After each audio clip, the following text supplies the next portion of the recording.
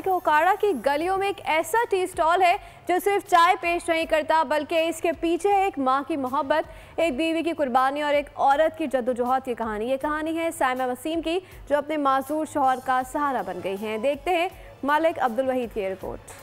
आसपास नजर दौड़ाएं तो हर मोड़ पर एक नई कहानी नजर आती है। उकाड़ा के छोटे से मोहल्ले में वाकई ये सादा सा टी स्टॉल शायद किसी के लिए एक मामूली दुकान होगी, मगर इस स्टॉल के पीछे जद्दोजहद की एक दास्तान छुपी है। इस कहानी का मरकजी किरदार है ये बाहिम्मत खातून साइमा वसीम। साइमा के शौहर एक इम्तिहान से गुजर रहे हैं, उन्हें फालिज है।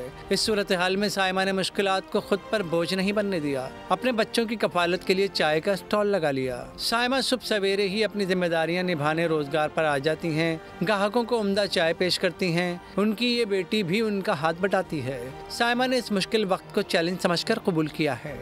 मेरे शौहर माजूर है, उन्हें फालिज हो गया। मेरे छोटे छोटे 4 बच्चे हैं, उनके लिए मैंने टी स्टॉल बनाया है और उनकी कफालत के लिए मैं सब कुछ कर रही हूँ। सर मैनू फालिज का अटैक हो गया सी ते मेरी बीवी ने टी स्टॉल खोलिया वा, मेरा पूरा साथ दे रही है। अहले मोहल्ला और ग्राहक इस बाहिम्मत खातून को निहायत कदर की निगाह से देखते हैं।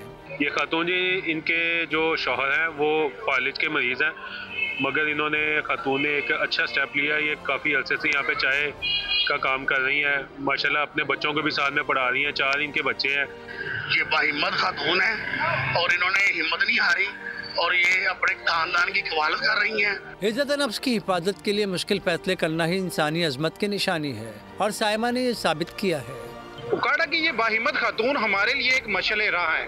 इनसे हमें यही सबक सीखने को मिलता है कि इंसान को जिंदगी की मुश्किलात से घबराने की बजाय इनका सामना करना चाहिए।